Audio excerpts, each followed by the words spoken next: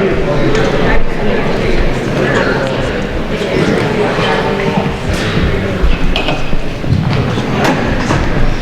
happy to see all of you here tonight. And when I was campaigning, I mentioned that I'd like to have some town forums. I think that's the best way to understand what the issues of the town are about. So, tonight's going to be a session where the board members, there's Rick, there's Annette, there's Dave, myself, and I isn't here yet. Okay. So, Mary has her own business, so she's always running around. Welcome, Mary. Thanks. Sorry, guys. I was a little late with the patient. So,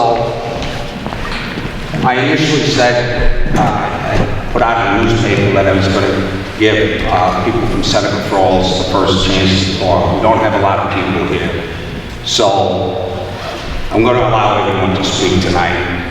They don't necessarily have to live in Seneca Falls. We don't have, I expected a bigger crowd, but I'm glad to see these people here. We have to understand as a board what the issues, what the concerns are, and I want to hear from you. So, let's start it off. Anyone have anything to say? Just raise your hand or pass the mic around. Yes, sir. When you stand up, your name, sir.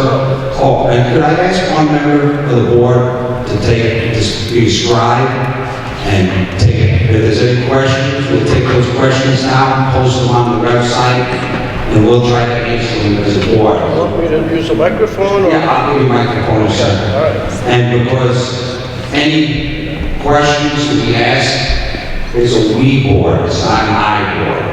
And we want to have a collective thought, not singular thought. We want to move ahead on that premise. So. Thank you, sir. I said, good evening, my name is John, and I live in Waterloo, but I can smell the sun of the meadows. Oh, yes, I'm sorry, close. I don't mean to give you my back. Why don't I come over here? Go right ahead. I told you know me, I used to talk for a living. I was a teacher. I'm very ambivalent about some of the things that are proposed here. First of all, the Seneca Meadows is not wrong in the first place. You can blame Dominic Tantel. Some of you know that name. Some of you may not. He was a businessman, truck driver, owned a piece of land, buried some barrels of chemicals and some garbage, and wound up selling it to the next group that piled up garbage there, and on it went. It doesn't belong there. There are a lot of really bad things about it. Here's one good thing: it does provide employment. You get it as mayor. But as far as the gas to energy thing, it emits methane. It emits a lot of other pollutants too. Too many to name. But the methane gas is dirty methane gas. And it's emitted out into the air, and we have to breathe that. You can smell it. So I'm ambivalent about this gas to energy thing. As I told a gentleman a few minutes ago, if they use some of that methane to burn, and I'll get back to the word burn in a little bit, if they use some of that methane to burn to make electricity, that perhaps is a good thing. Because it takes some of the methane away from what we have to breathe. However, that methane, when they burn it in a methane engine, produces carbon dioxide. That's the other side of the coin. That's why I'm ambivalent about it. There has to be compromise here, I think. And I'm glad I don't have to make a decision. And if there's any other thought, I can't think of it right now. So I thank you for the opportunity to talk. Thank you. Thank you, sir. Next person? Anyone?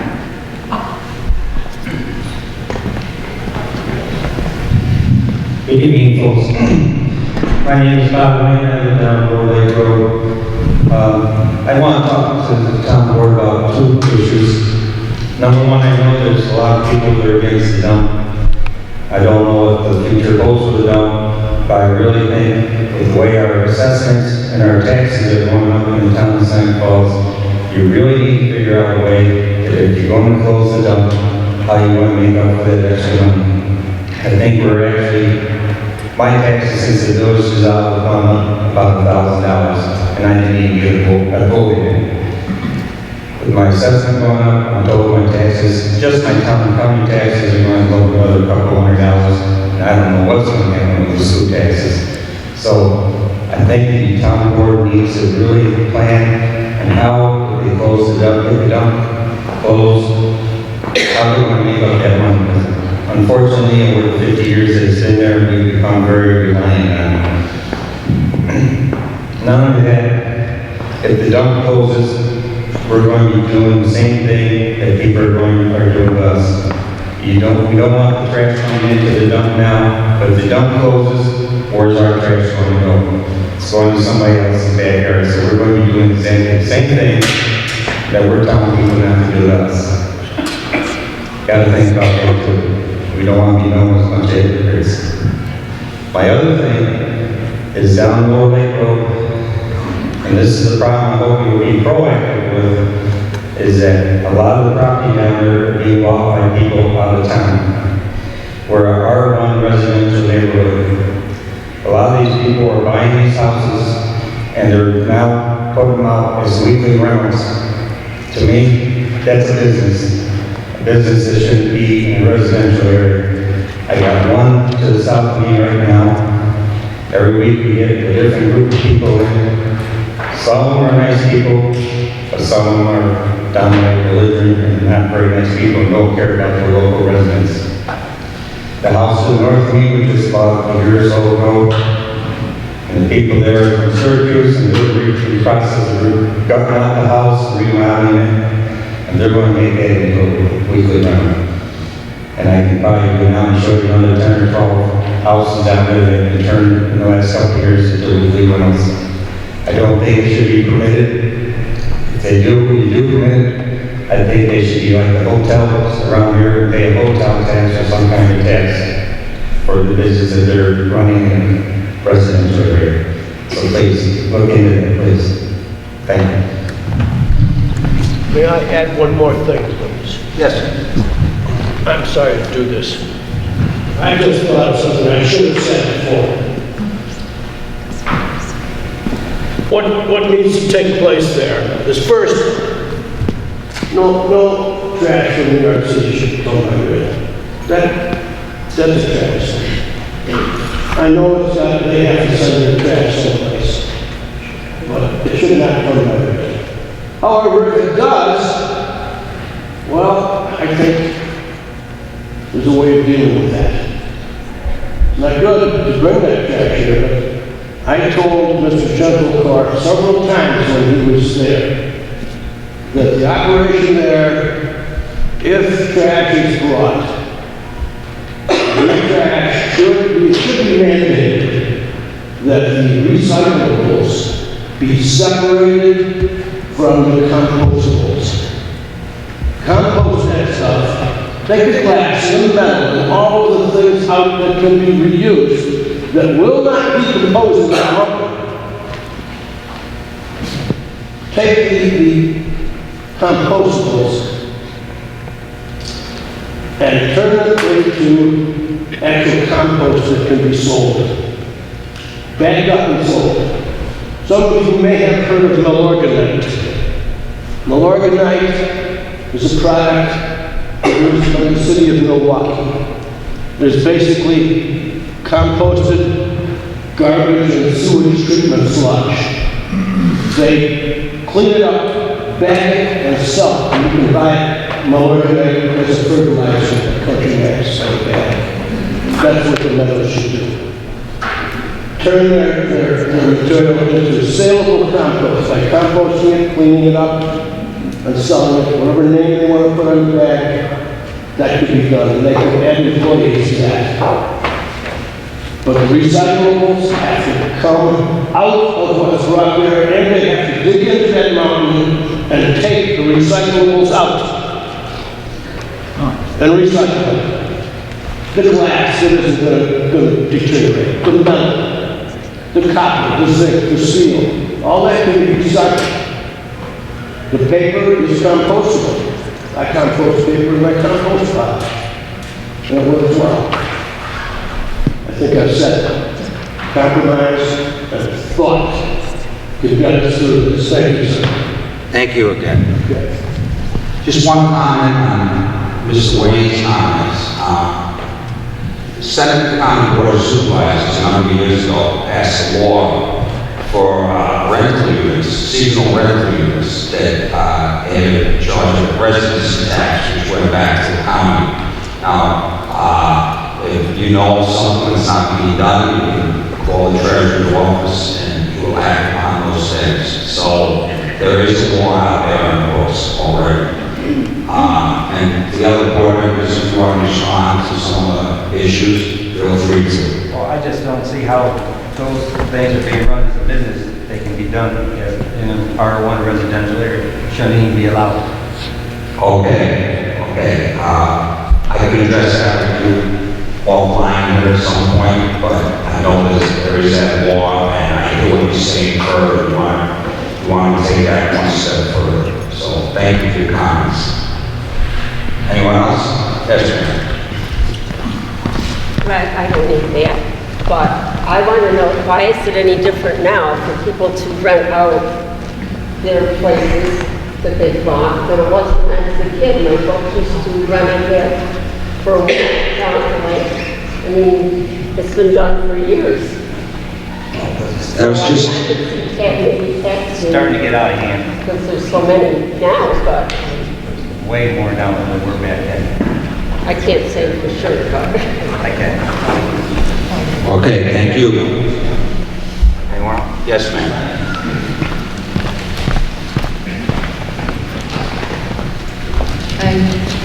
Hi. My name is Kirsten Schimmel. I live in maybe the worst looking house in town with the best garden. It's that greenhouse right across from the Generation Center.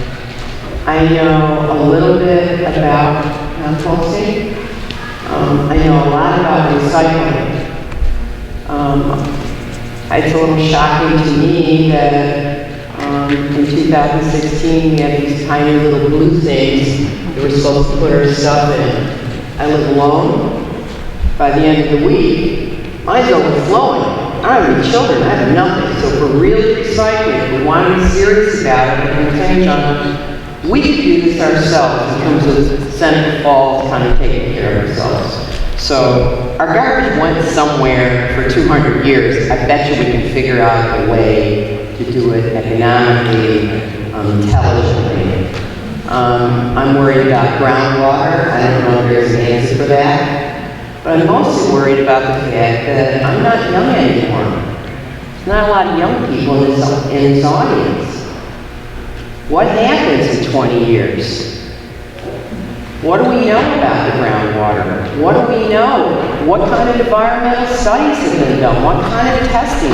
What testing of our air? There isn't one of us that hasn't walked down to Walmart and gone, whoa, oh, God, you know, it's really blowing that way today. So we all know that to be true. And I think it's important that each one of us here talk to at least one other person about what people said here tonight. Just one other person.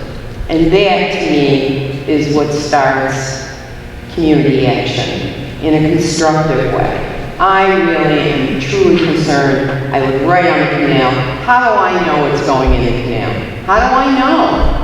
What do we know about the groundwater? What do we know about their methane? What rules and regulations do they have to follow? Should we be asking them, you know, for stricter rules and regulations? All of this is a bigger conversation, though. And I thank the board, and I thank everybody for coming here tonight, but I really think this is just the beginning. If we want to do something about it, we have to remember what was started here, the right to vote. You know, it wasn't popular for them.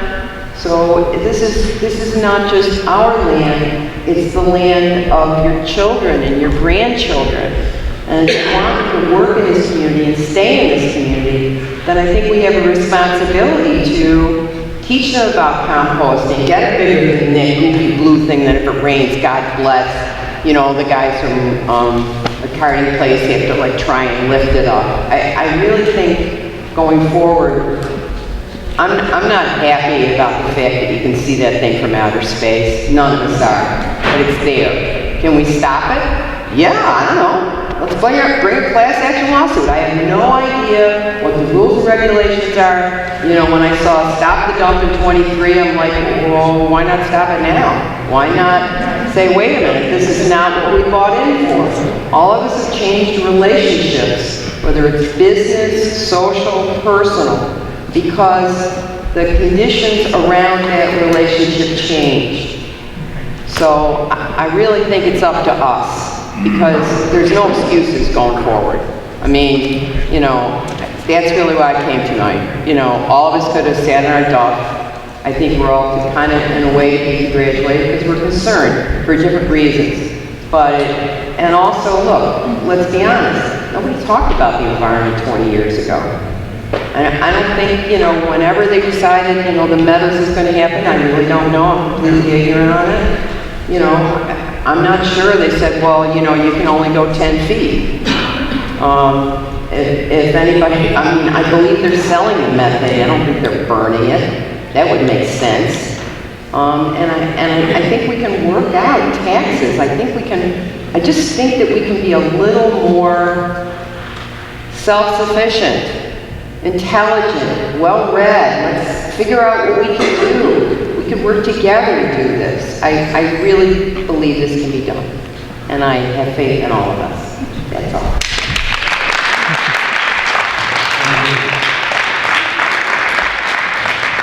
I'm super loud, so if you guys, can anyone hear me? Because I totally agree with what you have to say. I think that we need to do this as a community. I've reached out to a few people. I'm Mary, Sarah Torrey, by the way.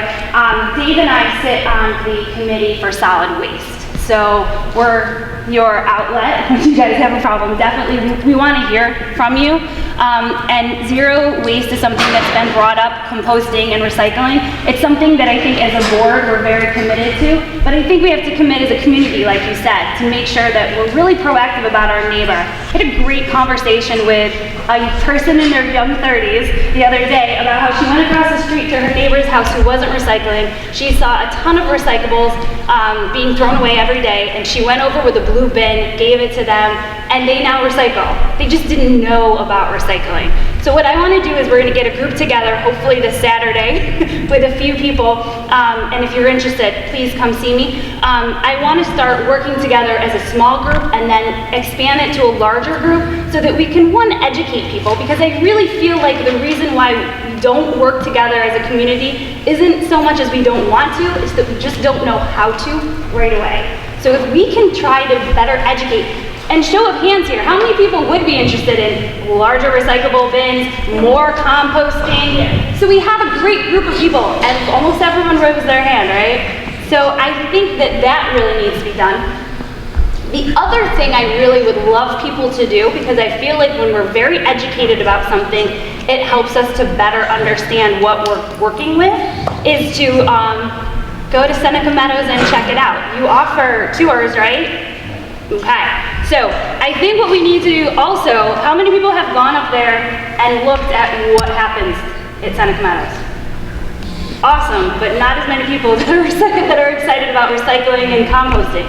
So I think what we need to do is, like you said, well-educated people are very strong people. If we can understand what happens there and what we can do as a community, I think we're going to be much better off.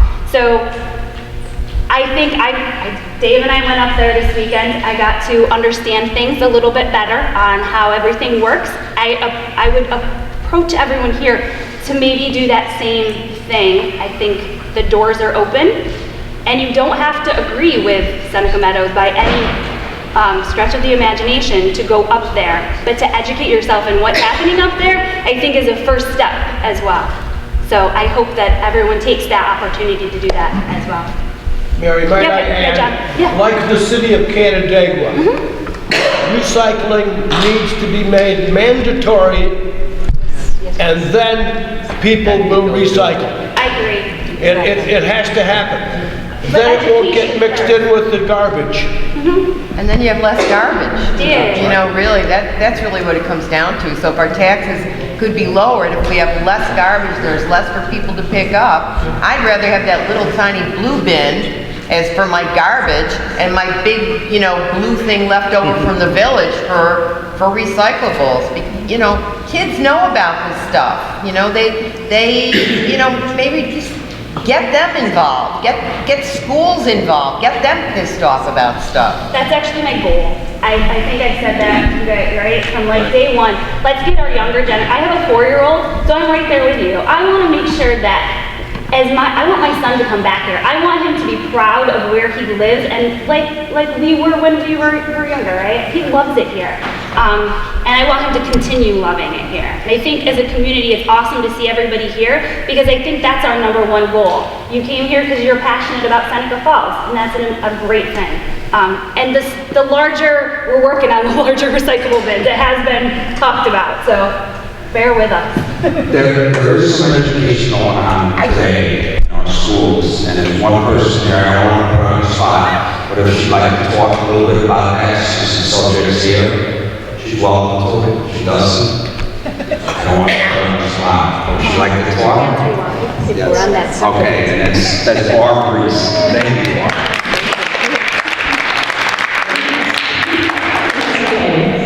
It's funny, it's Earth Day on Friday, so if you didn't already know, we are composting in our school district here in Seneca Falls, and in the past 2 years, we have already recovered 22,000 pounds of food waste, and so it can be done. We're proving that it can be done on a small scale. We're educating K through 12 in the Seneca Falls School District. And I recently gave a presentation to the wellness committee that reaches, I think, over 50 schools in the Finger Lakes. And there are other districts that are doing the same thing. From that presentation, I was approached by a medical center who was interested in learning how to do this. So there's definitely interest on, not just from schools, there's interest from businesses. There can be money made in this as well. I have visited composting facilities, and the Amway composting facility that's in Camillus is a fabulous place. It's a wonderful thing to see what looks like trash get dumped and then turn it into something that you can use. And that's really what zero waste is. Zero waste is where you are diverting 90% from the landfill. So it's not perfect. It's very hard to be perfect, but diverting 90%, we're far from that. I did just get the 2012 data from the DEC, and I'm going to be going through that, so I'll have, but the 2010 data that I have from the waste flow only shows that we're only at 10% of diversion right now in Seneca County. And I will tell you, recycling is already mandatory in Seneca County. If you didn't know that, it is mandatory, and our rates are only at 10% waste diversion. So I think one of the problems that we have is that it's easier and it's less incentive when it's free for us to all just throw everything away. There's not a lot of incentive to change our ways, and I think we're going to have to figure out how to do that. That's one of our big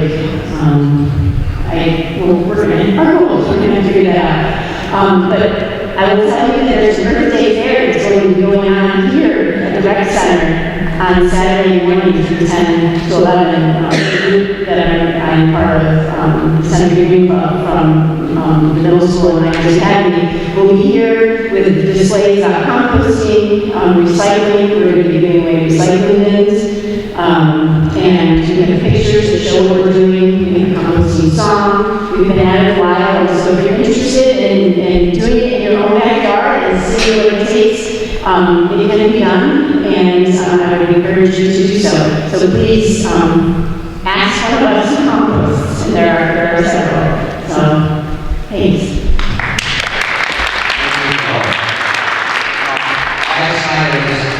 a meeting, Mark was at, she mentioned Earth Day on Friday, and we asked when the first Earth Day was, and she told us 1970. Man, it's like 2 generations ago. But we all had stories about what we were doing on the first Earth Day. So I think it's a concept and a theme that we need to carry on. And so let's all celebrate on Friday. Okay, anyone else? Hey, Greg, can I say something? Yes. Barb had mentioned that, everybody can hear me, right? It's a pretty loud voice. That recycling is mandatory in Seneca County. So is there a fine if people don't recycle? Do you know that? I'm not sure. I don't think there I is. can answer that, but that's a good question to ask. It's not. a recycling officer who goes around and reports. Well, I don't know, that's what I'm asking.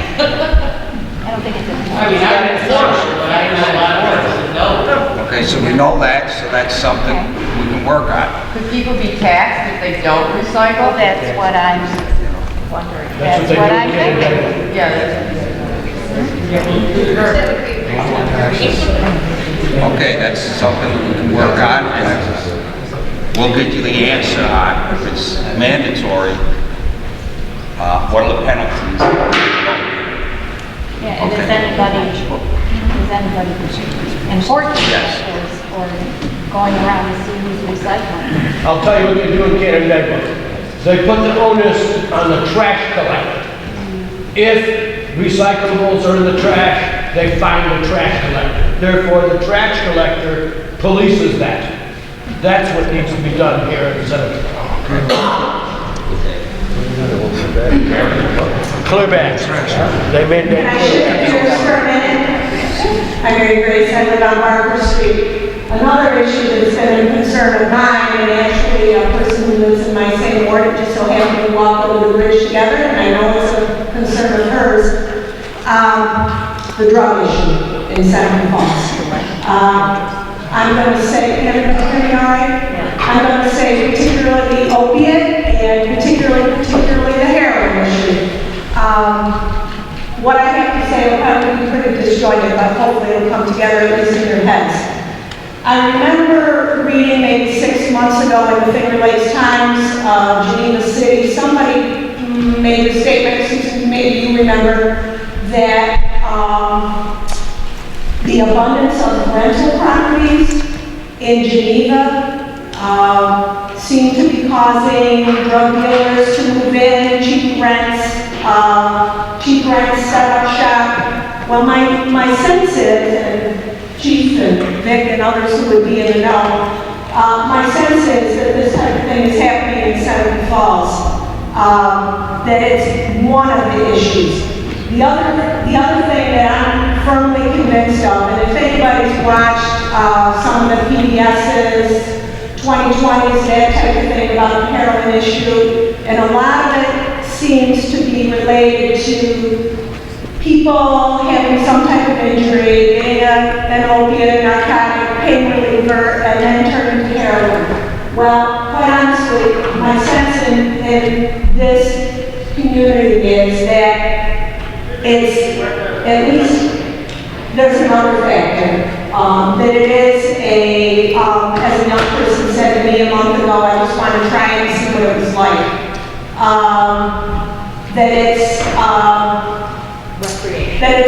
recreational, much more involved than a person who's had surgery and became addicted. I think it's definitely a different situation. My concern, of course, is for young people.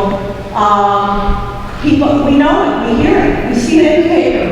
You know, these little obituaries that are about that long, they're heroin deaths, okay? That's what a lot of those are.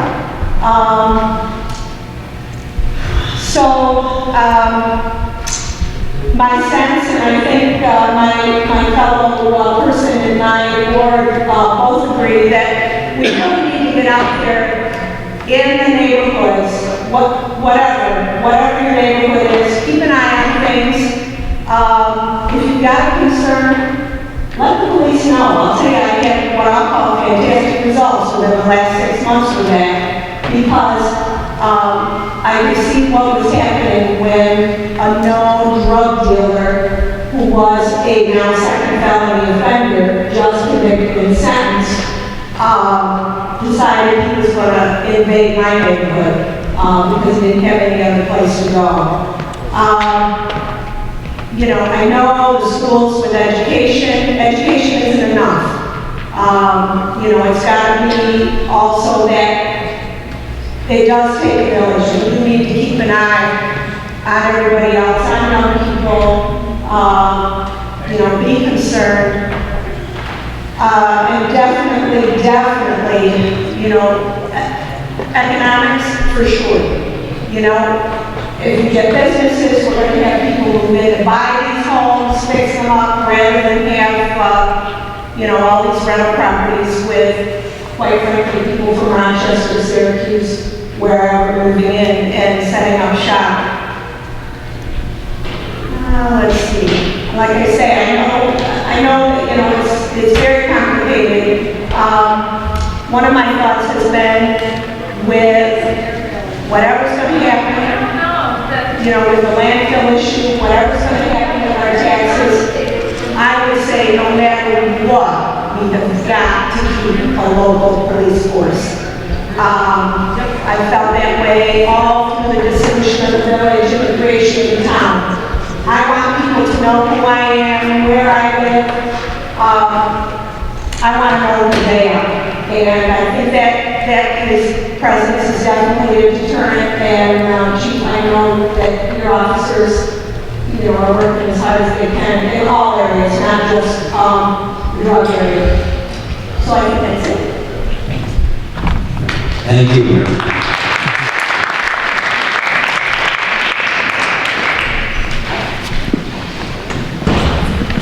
Who'll be next? Snuck in, you know, Brad is like that. First of all, I can't remember when a politician kept his word. When Greg ran for town supervisor, he said he was going to have these community forums. So I just want to thank you, and I think we should thank him.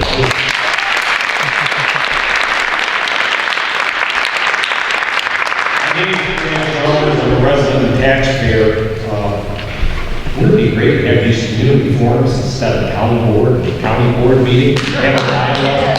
And I think it was great that Mary and Annette already got up and responded. Hopefully this can be a two-way street dialogue going both ways. Just a quick idea on recycling, what Barb's team is doing. You know, here we're getting ready to close our landfill. We're getting ready to say no to the New York City trash cans. That's it. Why don't we take the lead and tell our town board that we want the blue bins picked up every week and the large garbage every other week? And guess what?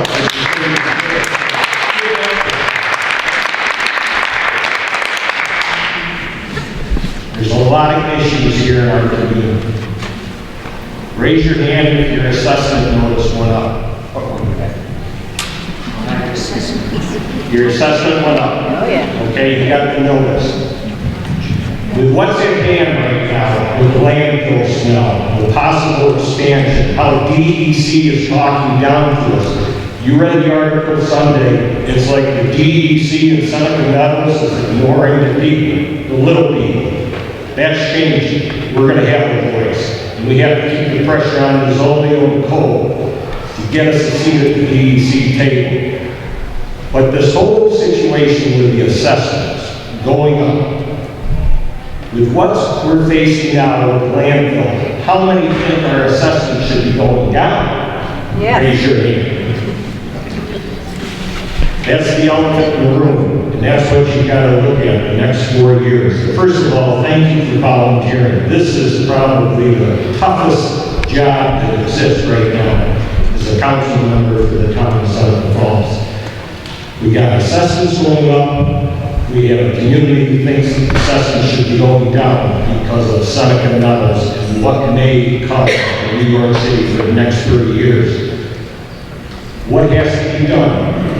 I signed up to speak at the May town board meeting. You're probably getting sick of hearing me talk. It'll be my 4th time. The subject is, it's time to put the ink on the paper. Your homework assignment tonight, if you wish, is I'd like to have you take a serious discussion among you as a board and be one of the first official organizations to say no to New York City trash cans and no to the landfill expansion. Put your ink on the paper. You've heard enough. You're going to hear more this evening. So wouldn't it be great, the Seneca County Board of Supervisors, we just read about that, they've taken $100,000 of our taxpayers' money on unallocated reserve to get an environmental lawyer to fight the expansion as well as New York City trash cans. That's money.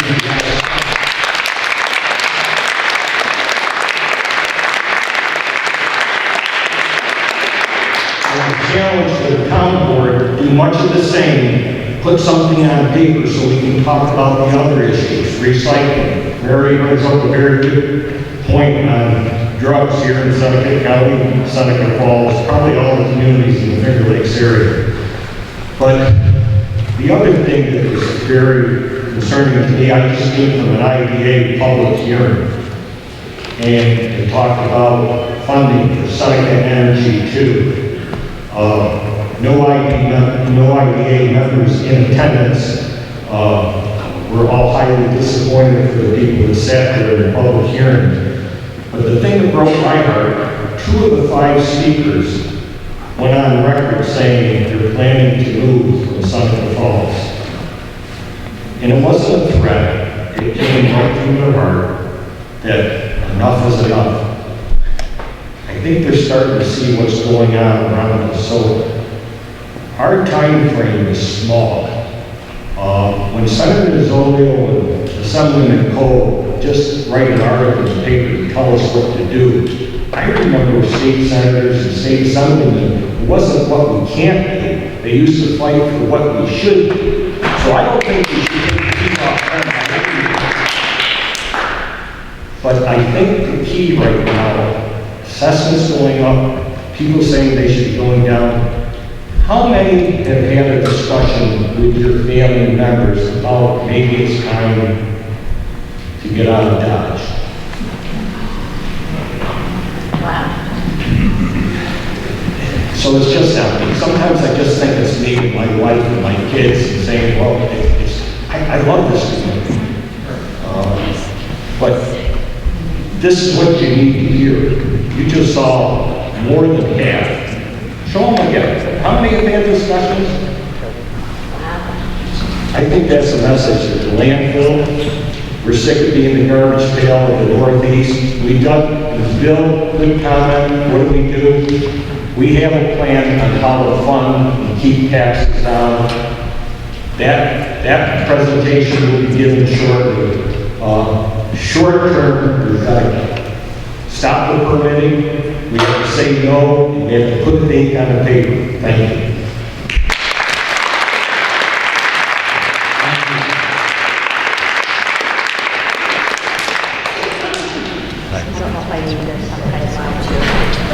I'll step up here so I don't have to put my back to Bridget.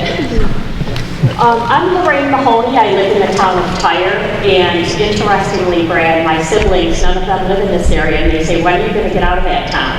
Because I live in the town of Tyre, and we walk in the evening. From our house at Gravel, we walk Marsh Road, West Tyre Road, we walk a loop back home, we can smell the landfill in the town of Tyre. So it's not impacting my assessment, it's not impacting my taxes. I'm in the town of Tyre, but I smell that landfill. And it didn't used to be that way. And if the trash stopped coming tomorrow, which if I had a magic wand, I would make the trash stop coming tomorrow, for 1,000 years, we're gonna have to deal with that trash. The Leachate, how many gallons of Leachate get pumped out of that place every day, Barb? Millions? 100,000. Hundreds of thousands of it. I mean, the waste, the air, the water, the land, I can't sleep at night thinking about it's so big, it's so much, it's so toxic, it's not ever going to go away. Nobody is going to sort through that mountain and sort out the recyclables, and it's never going to go away. It's just going to be there emitting toxic fumes and seepage and Leachate forever. So I understand that the people that are impacted financially, they have a lot of other considerations, but to me, all that stuff is dwarfed by the number of hands right there of people that are considering leaving, because it's a huge impact on our quality of life. And I appreciate all the efforts of Barb and Mary and everybody else that want bigger bins for recycling and more composting and all that.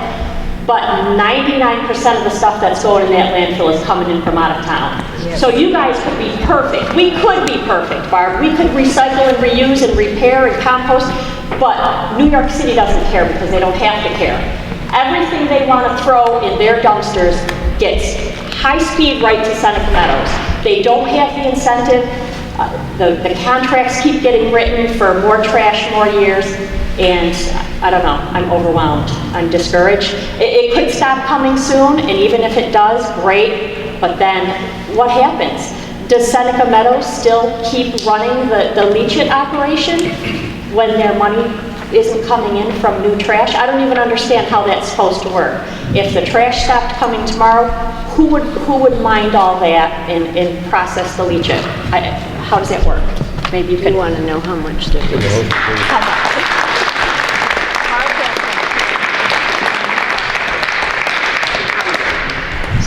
The 2015 annual report just came up from the landfill, and so I was studying the leachate yesterday. And so, if you want to know, in 2015, it says that they recovered 40,974,638 gallons, and of that, 9,930,070 gallons was recirculated on top of the western expansion of the landfill. Well, I have a question about that. Does that mean all the toxic stuff got dumped right back into the landfill? It may have gone through the reverse osmosis. But I'm not sure. That's a good question. But when you sort out the leachate and then you get some that's been cleaned and some that's still all toxic, where does the all toxic part go? Sprayed back onto the landfill to seep down through and be tomorrow's leachate, even more concentrated than today's. I just read an article, some of it's going to Broome County. They're having a meeting in a couple days about the Seneca Meadows leachate that's only partially treated. Is that Endicott? And it goes into the Susquehanna River, dumped right into it. So you know, I mean, there's a lot. It's a lot. So I do know that the pre-treated wastewater that was treated with reverse osmosis, 20,601,131 gallons went to our wastewater treatment here in Seneca Falls. So we get a lot of it. So how does that work out into the future, I guess, I'm wondering. Okay, you know, Kyle and Black is often towards this facility. I think those questions that would be asked when you go towards this facility. And some of those questions we will try to answer them. Some take notes, we'll put it on the website and perhaps have a further discussion on that. Greg, you should, have my answer. Right. I have got to say that's up to you. And it's,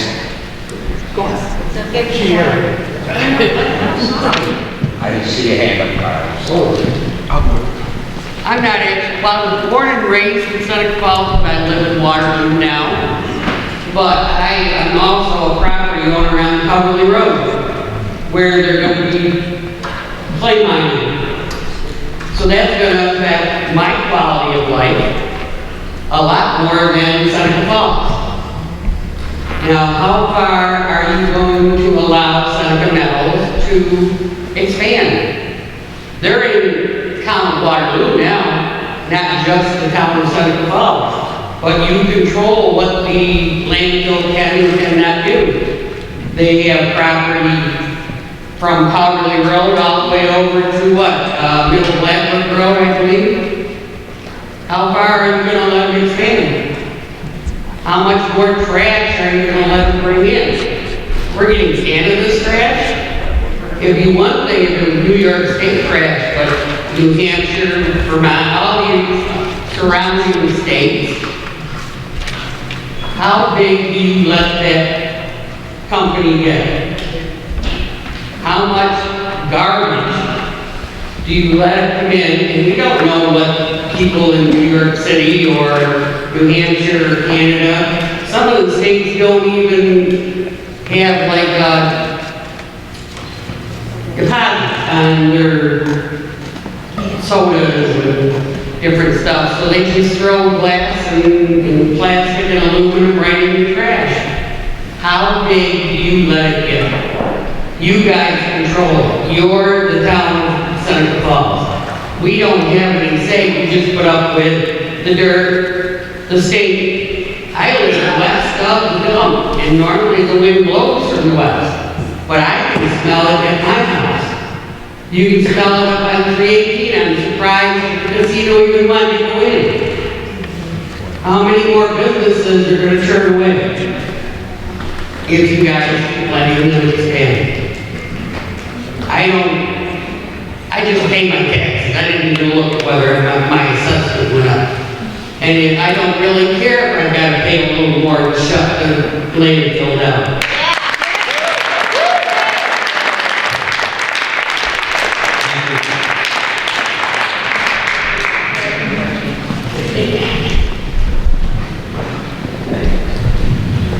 Thank you.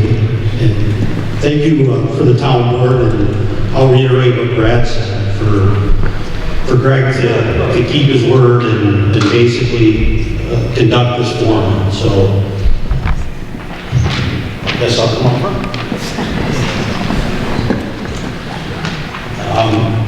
We will be having open houses here. We have an open door policy. Call, we can have tours.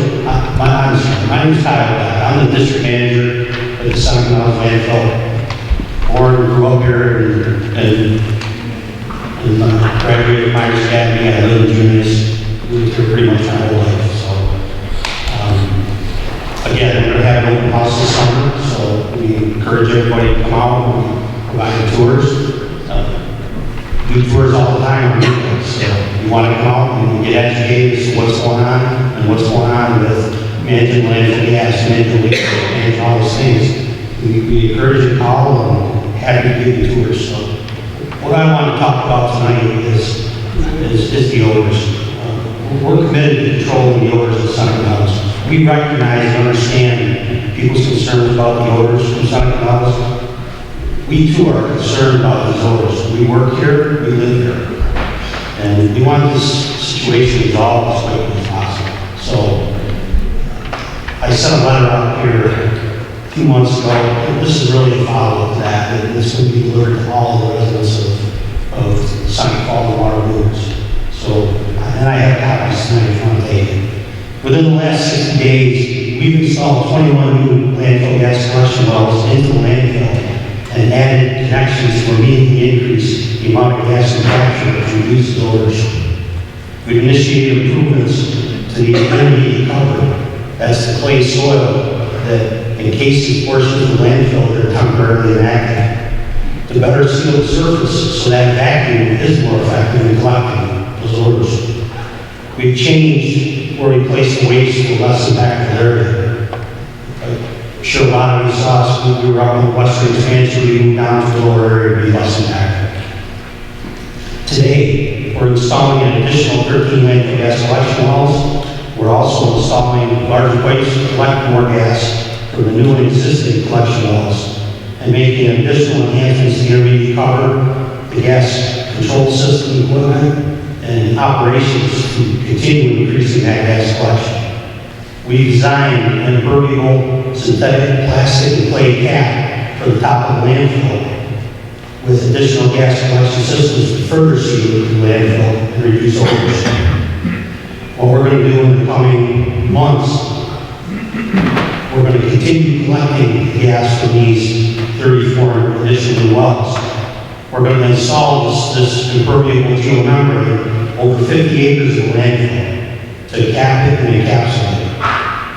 We're going to work with Seneca Energy to ensure that this renewable gas energy is converted from electricity into natural gas.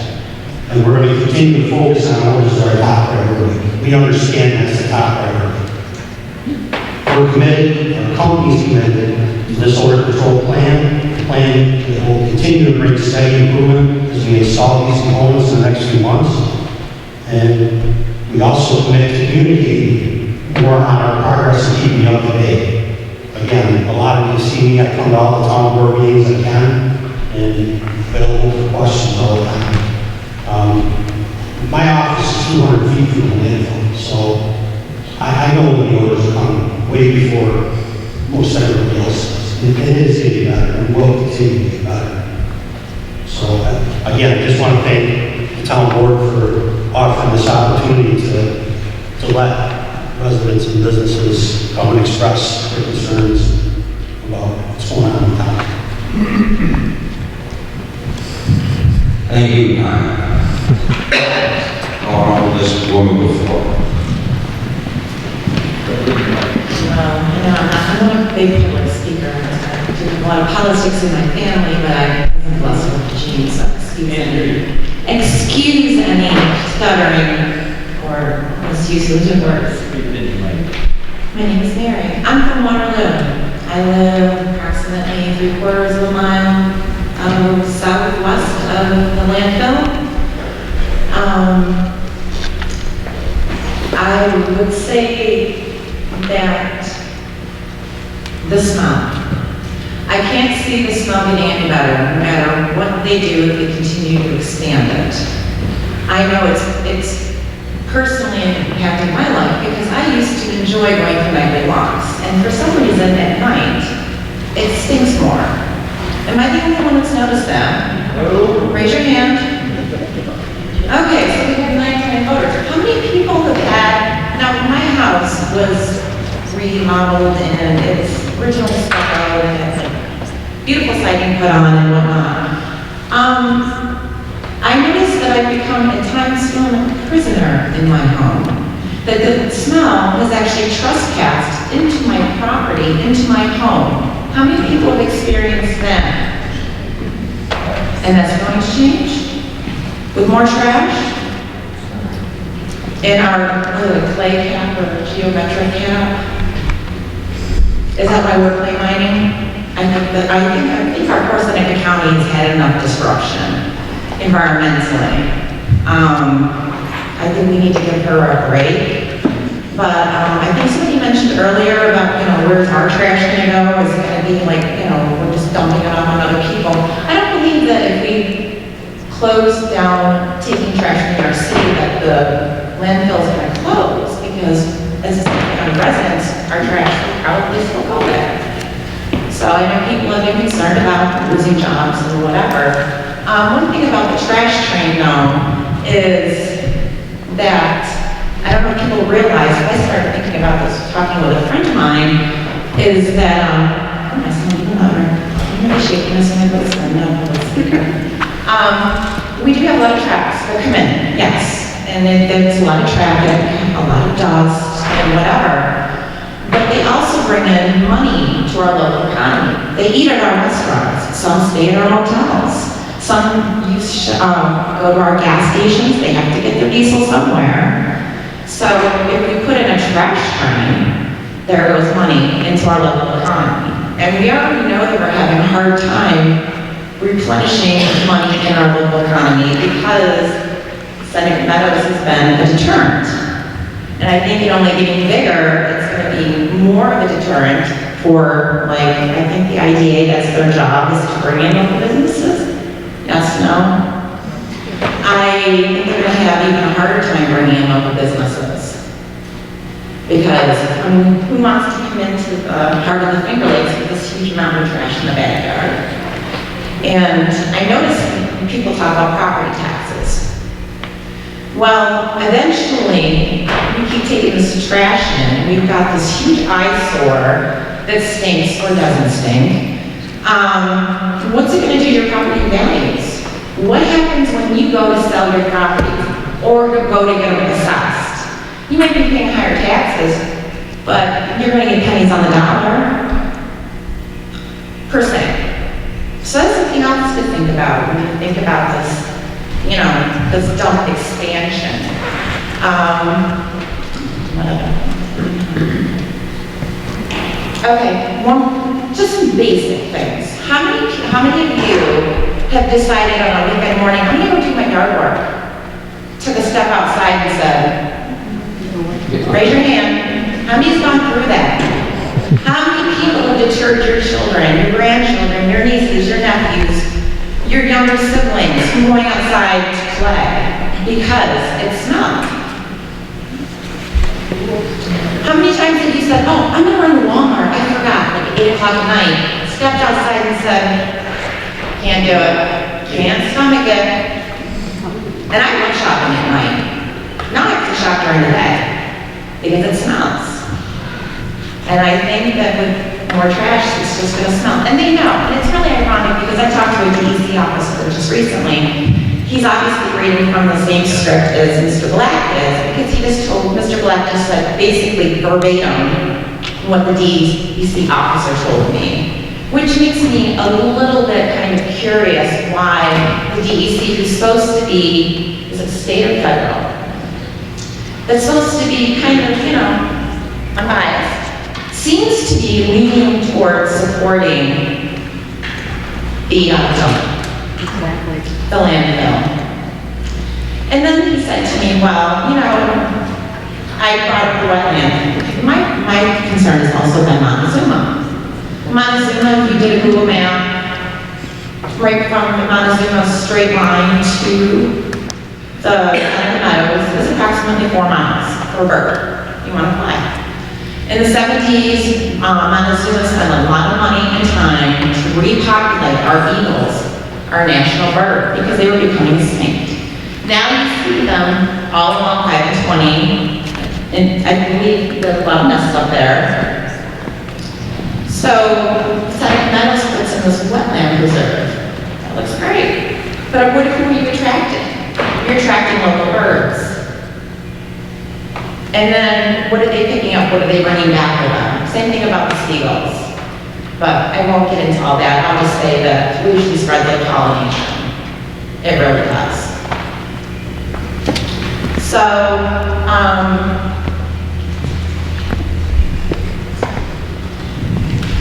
I just think that, I know that I'm from Waterloo, which makes me feel like a second-class citizen, not just makes me feel this for the town of Seneca Falls, but I think Seneca Falls and Waterloo should band together, and I think that this should be a community decision. I know we elect our officials to make decisions for us, but I believe that the community should have more of a vote on the future of our county and what's going to happen as far as the trash train. Oh, and by the way, the trash train is also convenient because how else are they going to ship their clay out? So it must be nice to have your own personal train. Pretty much. And they say, well, if they're bringing agriculture from the area, they can use a train. Well, then we're bringing in more truck dust and everything else that the trash train is supposed to avoid to begin with. So, I don't know. Whatever it takes, I want to close down. I just want to done. I want to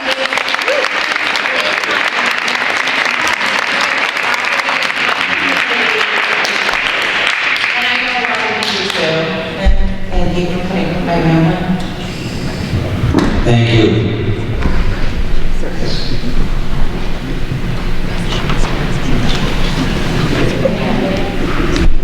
Good evening, everybody. I'm Michelle LeBrun. And I'm against the trash train, I'm against the dump, I'm against expansion, I'm against all of it. Just for the record, so everybody knows where I stand. Mr. Black, I have a question for you. The stink from the dump woke me up at 11:43 on Saturday night. It burned my eyes. I live on the lake. I got your letter. I know you said you were going to implement better odor control when the weather broke. And you keep saying it's going to happen, it's going to happen.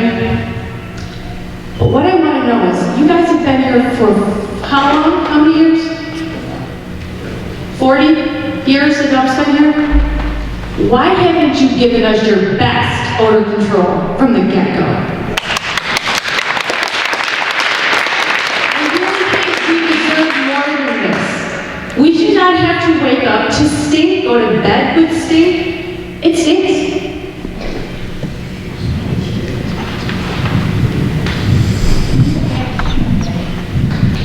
Thank you.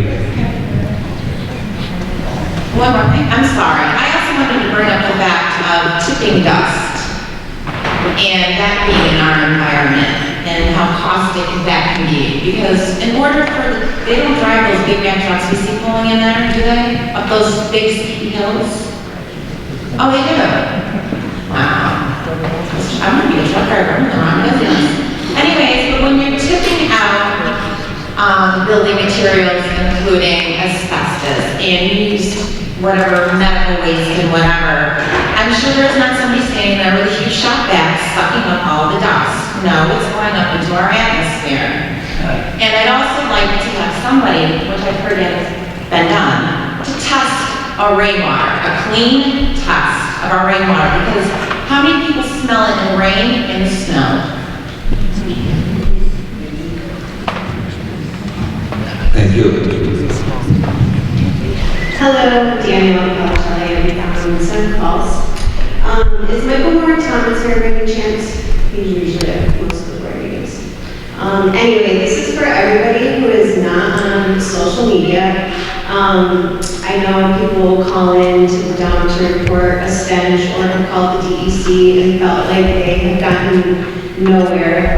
So a third party is in the developing stages of an app where we are generating our own data, and if and when you smell a stench from the dump, you can email thestinkerzone@gmail.com, and that goes directly to the developers of our own app. It's a third party, it's not the DEC, it's not Seneca Meadows, and they're generating great data, and I just wanted to get the word out there. Again, it's thestinkerzone@gmail.com.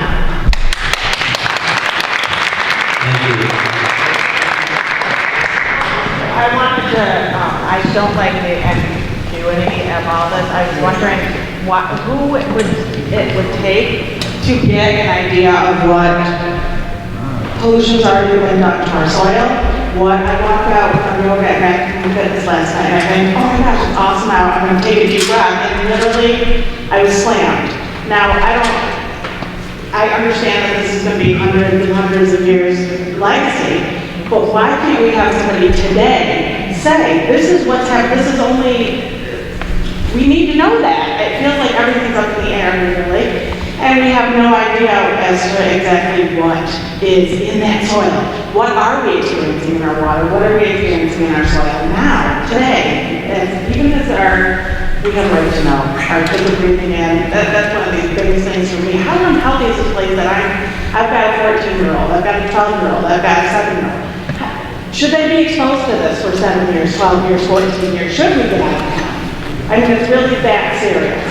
And my other question is with the drug problem, why Seneca Falls Police Department doesn't have a drug task force, drug enforcement task force? So those are two things that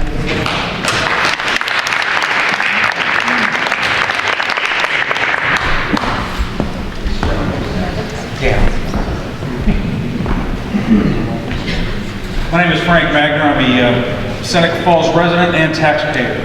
I just want to express my opposition to the trash train and the landfill. I live on Blackbrook Road, 2076, directly east of the mountain over there. I smell that gaseous pollution on a daily basis out there. Okay, not daily. I kind of stretched out a little bit. It's when that wind is blowing from west to east is when I get it. There's also a power generating plant over there that I spent 20 years in the Navy, a lot of which was at sea on an aircraft carrier. Okay? There's a power generating plant over there that sounds like I'm standing on an aircraft carrier when I'm inside my house. Okay? I can hear those turbines over there whining. The noise is absolutely ridiculous. Okay, there's got to be a way to muffle that sound, build a wall, 20-foot wall, or encase that whole facility, put mufflers on it or something, or turn it off at night. Is any of that power being generated? Is that providing power to Seneca Falls or Waterloo?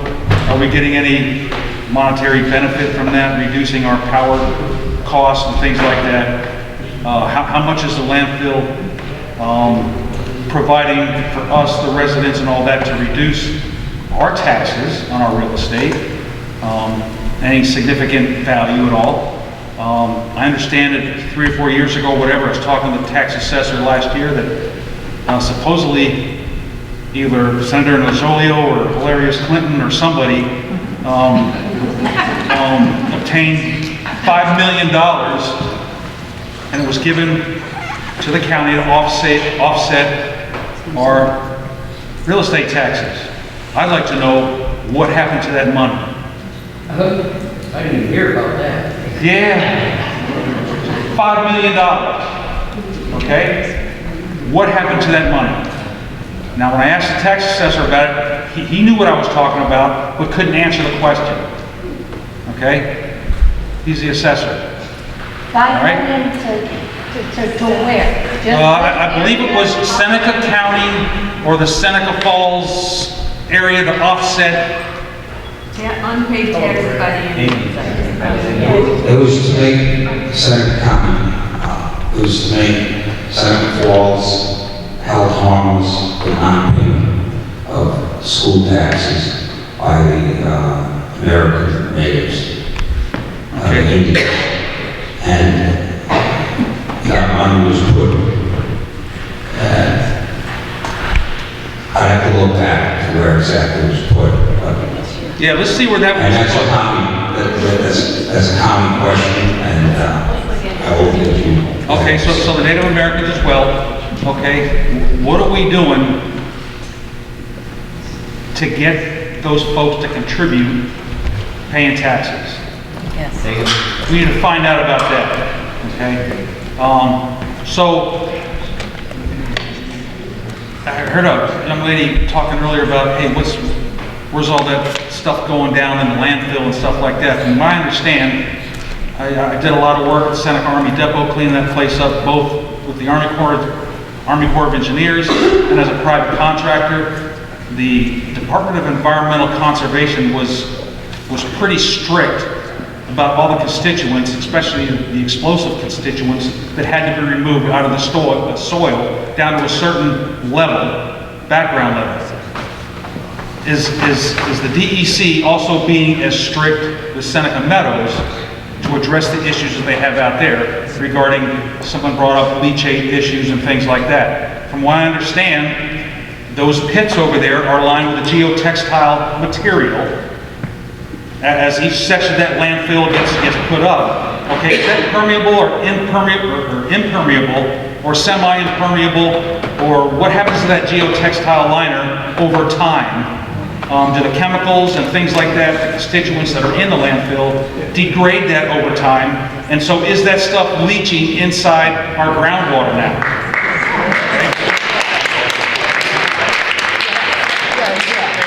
I understand we have wells drilled down inside there to release the gas or capture the gas.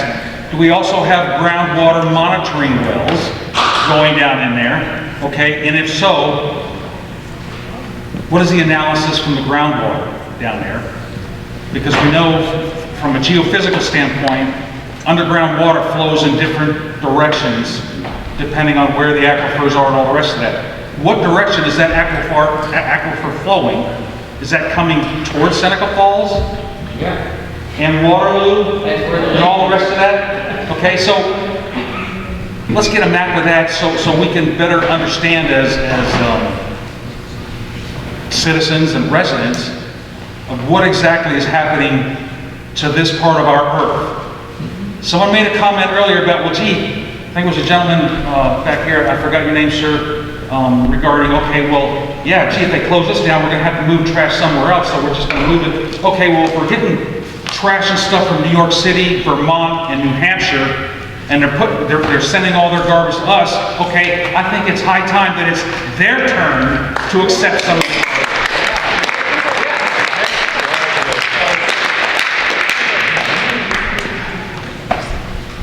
Yeah, I just, the whole situation, we need to work together as a team, as a community, as citizens, to stop the madness that's going on around here.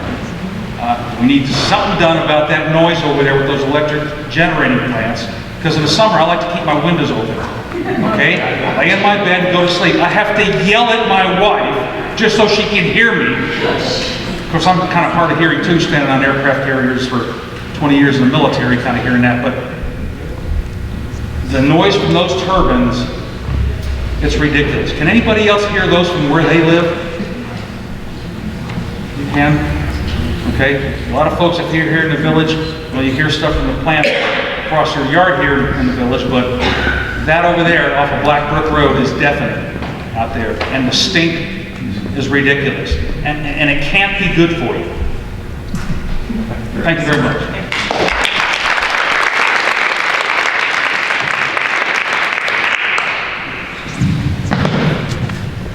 Good evening, I'm Renzo Case, President and CEO of Generations, and I live in Seneca Falls.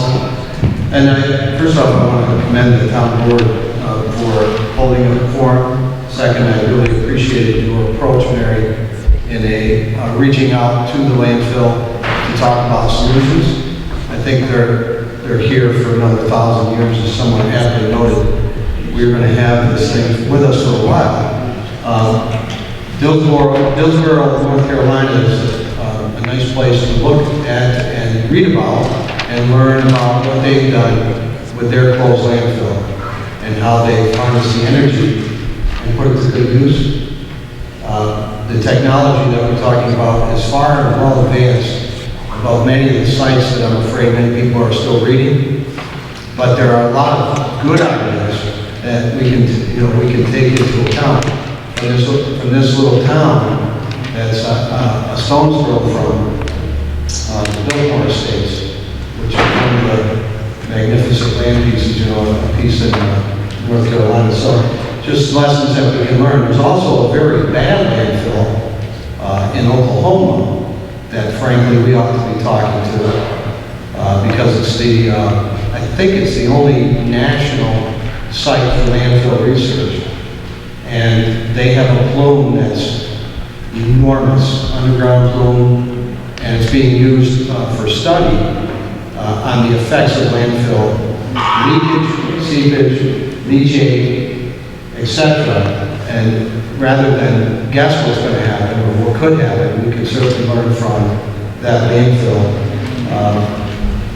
The tribal land acquisition, I'm glad it came up.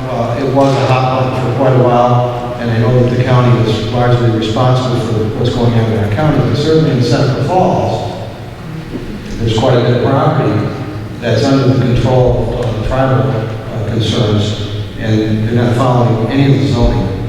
And I don't know what we can do. I don't know the real rule, so rather than guess and listen to the rhetoric online, I would like to see our town board address that succinctly and factually. It's a lot of money, and I know we're getting reimbursement through efforts of many right here in this room to get some money from what they're not paying from the state. That's the money that we talk about. I'd like to commend the police department on providing a resource officer for our schools. It's very important to our kids today. You and I, many of us in this room looking around, grew up at a different age. And we knew our police officers, they knew us. I was a little bit on the edge of that generation. We didn't have resource officers in our school, but the drug problem, as noted, was very significant. There was a presentation just today in Auburn on the heroin problem, and it was well attended, and it's very bad. But we appreciate that, so my concern with that is that we not fund that. That's going to be a problem for us, for our children, in the environment that we have today. I do not envy your position. I looked at our budget quite a bit over the years, and It's going to be difficult. I know the numbers. I know what the landfill provides to our town. Removing that is more than just let's do it today. Thankfully, we're talking about a plan. We need to have a plan to gradually increase the rate, preferably. And I'm speaking from a business concern.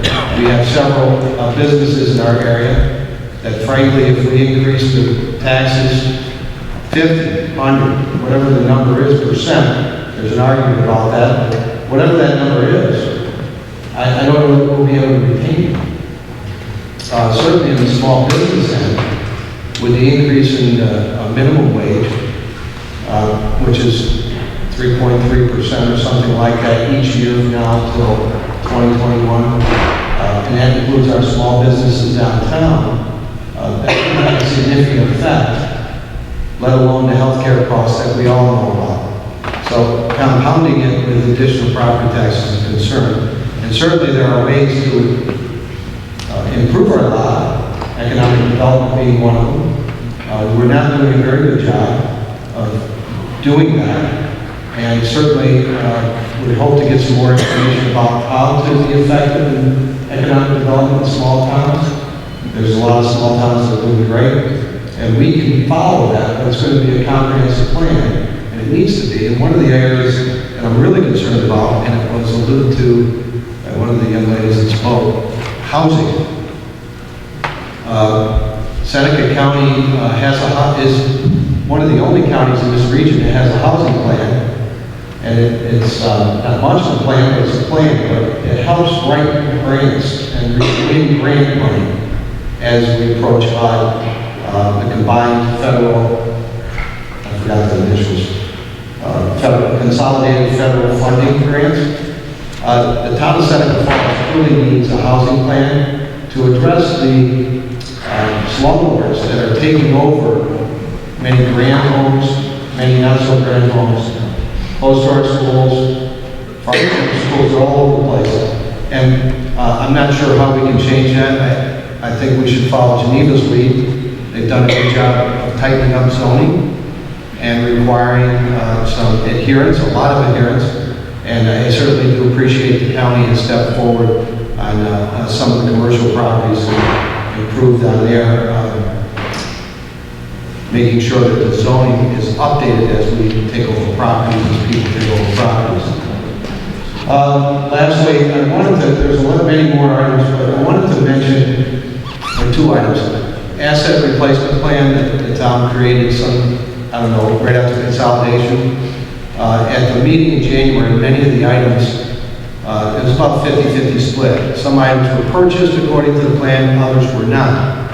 My concern is that we're building in a deficit for future years, as we did with the village, when the water towers were not maintained at the level that they should have been.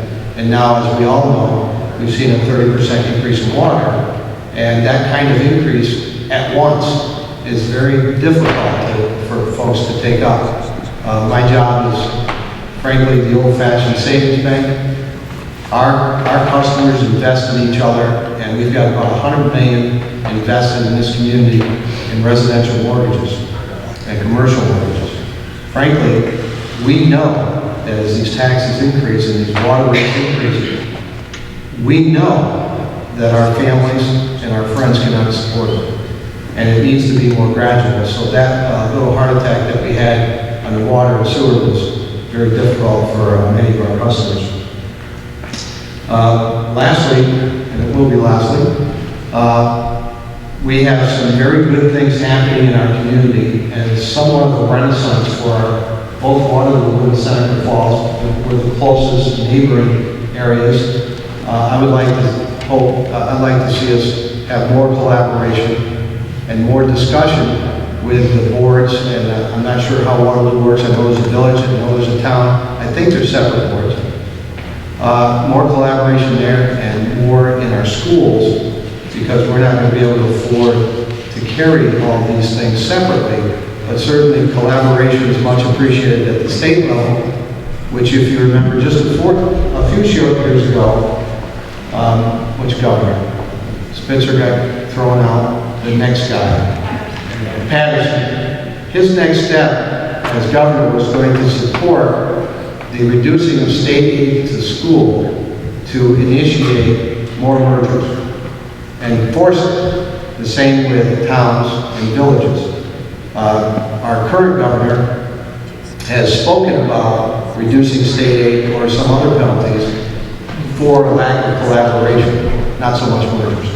So collaboration is an important element, and how can we do that best? I don't know until you start having a dialogue. So those are just a few of the items that I listed. Brad mentioned having us at the table with DEC. I can't stress enough how important it is that the DEC be brought to Seneca Falls to provide real information, real data to help poor Barb over there get through just the one report on Leachate, what, 60 pages? To understand It's it. a lot, but the annual report is like 527 pages, I think. So frankly, we'd like to hear more from the DC on a regular basis, I think, just to understand what's happening. So with that, thank you very much. We appreciate your time. Thank you.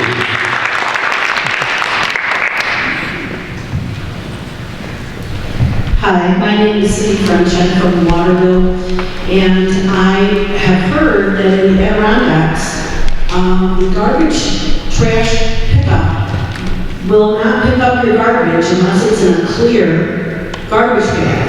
And in that clear garbage bag, if there is a cereal box that could have been recycled, or a yogurt cup, or a banana peel that could have gone to your compost, they will not pick it up. So there's one option. Maybe we could tell the mayor of New York City that it's got to be in a clear plastic bag, or else we don't want it, and we're going to monitor to make sure that you're in compliance of recycling, or you're going to be fined. And guess what? You don't have to say no to them. They'll say no to us. They won't want to deal with it. I was just in New York City to a Yankee game. I was appalled. I didn't even want to eat hot dog because I knew they were not going to recycle that little cardboard carrier. And at the end of the game, they lost, but at the end of the game, I walked around to the different gates, and there were piles at every gate of black, huge plastic bags, and they don't recycle. And they were piled up, and it would fill probably half of this gym from one Yankee game. Then, I also recently I was needed in Hoboken, New Jersey, which has 500,000 people in 1 square mile, and they live on top of one another. And the stoops are right here. They come down the stoops. I had a lot of time to walk in between when they needed me. And I was appalled. They come down their stoops, and they throw everything. There's big round barrels, and none of them are marked recyclables. They don't recycle. Everything just got thrown into whatever container they could throw it into. And those were beer bottles, water, plastic bottles, pizza boxes, Chinese takeout. It just all went the same thing. And from midnight to 6 in the morning in Hoboken is when the trash comes through. And there is no recyclable truck. There's no recyclable section. There's nothing. And I also had time to walk elsewhere, Newport, Livonia, Jersey City. I walked in the Bronx. And if you saw all this stuff, and you knew it's coming our way, you would be appalled. And they do not recycle. So my suggestion is, if we have to go to the drawing table in New York City, and we have to take it, let's have some requirements of our own. Tell them plastic bags, and when you see what's coming, you clean up your mess, you recycle to the best of your ability, or go somewhere else, because we don't want to.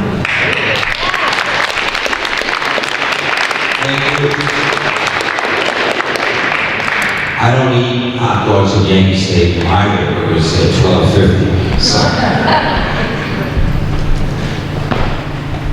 Anyone else?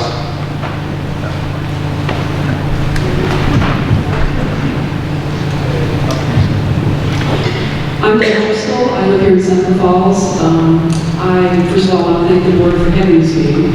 I haven't been to any of the other meetings for one reason or another, but I do spend a lot of time reading all I can about this situation in the papers and trying to glean as much information as I can.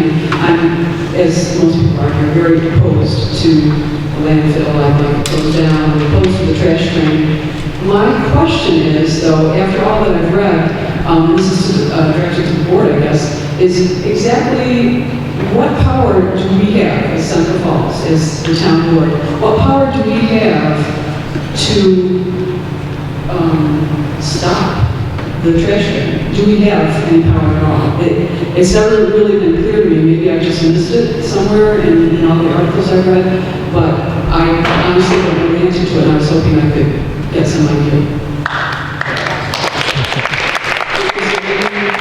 Do we have, I mean, guys, do we have any power to say we will do all we can to oppose this?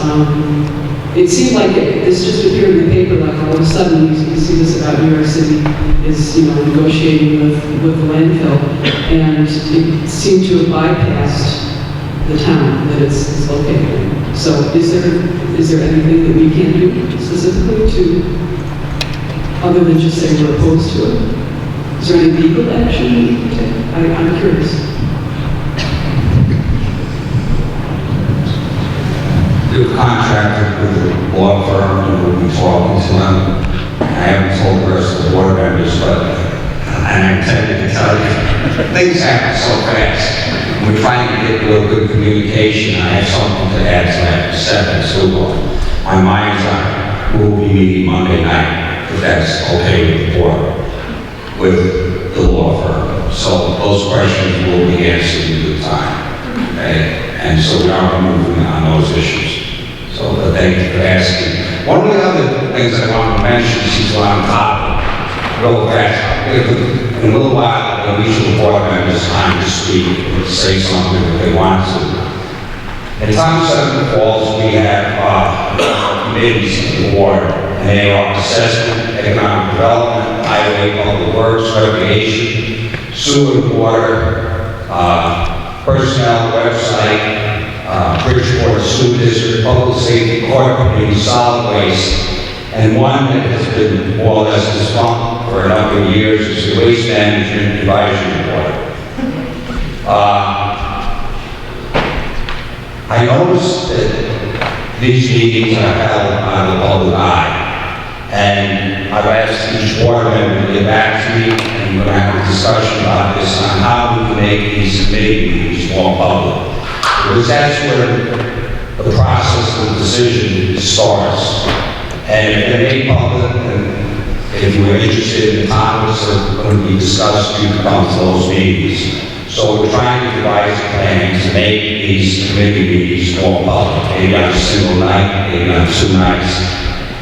But we want to open them to the public. So that's one thing we're going to be doing in the near future. I hope to start that in a couple of months. It's hard to get everyone scheduled together and work on the plan, making it more public. So, next.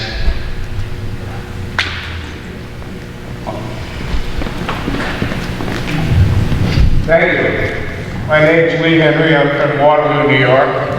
And the big dog here tonight is Seneca Meadows Landfill.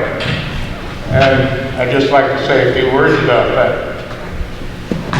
I don't have too many 5-year plans left at my age, but I have one that's just about ending, and I'm thinking about what I'm going to do next. Seneca Meadows has applied for a 10-year extension. Extension now. That just means a time extension, period. Time extensions with the DEC are usually pretty much rubber stamped, unless there's violations of their permits or such as that, and no other perimeter extensions. 10 years.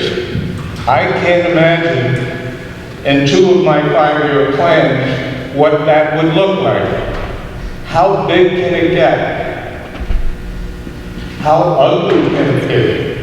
And are you going to put up with smells like this for 10 more years? Not me. I'm out of here if that happens. I can tell you that. After the extension, if that's ever approved, you can bet there'll be an expansion. Expansion in height, width, more tons, and how much more ugly can that be? I don't know, I just can't envision that. We can do something about it. Their current permit expires October 10 of 17. That's next year. And we can stop them right there. They're violating.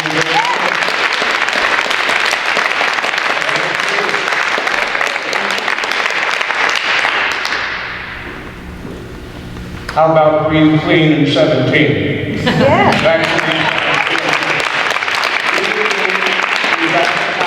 The town board has the power.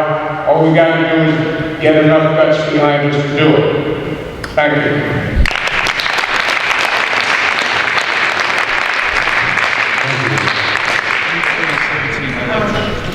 Hi, I just wanted to speak to what you said about New York Heroes. I've lived in New York for 30 years, and I think what you're looking at is commercial garbage, which is why I think it comes here. But I also know that you get a personal ticket and a tax that you have to pay, or you go to jail if you do not recycle. And the bags you see out on the street are taken care of by supers. So your plastic is recycled, and there are clear bags. What's in cardboard is allowed to be put in long tubes. But that's New York City, and I'm just saying that that's my experience. But I think what's more important is it's not that far away. Their garbage is in clear plastic bags. You have to buy a clear plastic bag. It's got a stamp on it. Everybody sees what's going on, and they do it. So I just think that if they can do it, we can do it. Whether we keep coming at us is probably another issue, but I just think that we can do something. I really believe we can.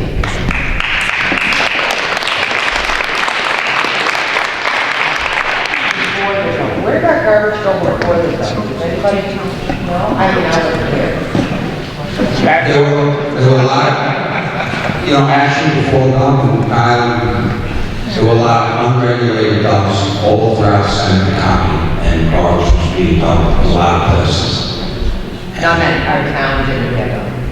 Some were dumped in our town also, but every other town in Seneca County had dumped, and that's what I understand. Yes, sir.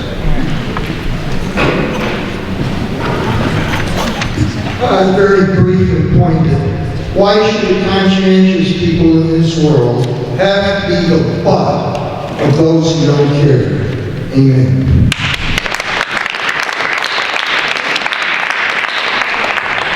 Thank you.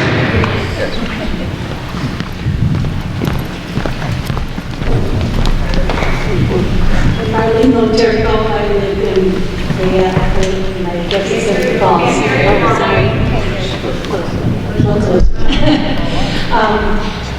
I'm also very concerned about this, but I was wondering about something. If Seneca Meadows has a contract,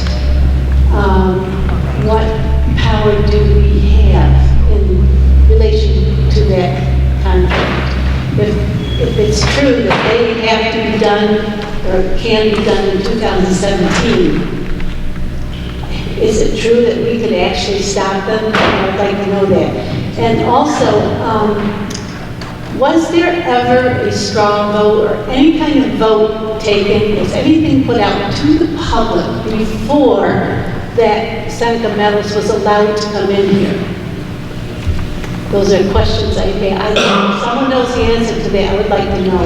And besides being captive in your home, are we captive in our homes, not only because of the smell, but because perhaps we can't sell our homes. So that's a concern to me.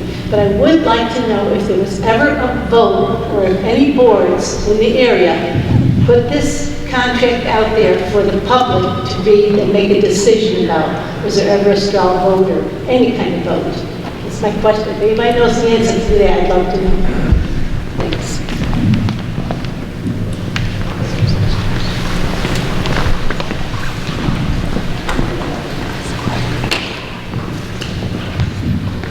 This question is for Kyle. Can you tell us again where exactly does the contaminated leachate water go and what you guys do with it?